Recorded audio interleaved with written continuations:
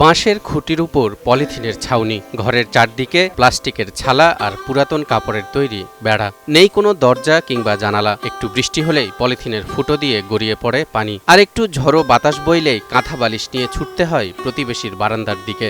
বৃষ্টি নামলি অগর খেতা বালিশ দিয়ে ডাই হে আমি বসে ওই বালতি মালতি পুরা থাকে হেগুনা ফালা দিই, আবার ফের দেই কানা জায়গা হেন হেন হেন তো না আবার ফালা দিই। এইভাবে আমার দিন চলতেছে।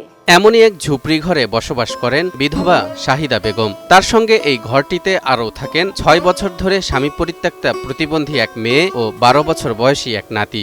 এই জায়গাতে আমার মেয়ে থাকে, আমার নাতি থাকে, আমি থাকি। অন্যের বাড়িতে ঝিয়ের কাজ করেই নিবারণ করতে হয় ৩টি প্রাণের পেটের ক্ষুধা।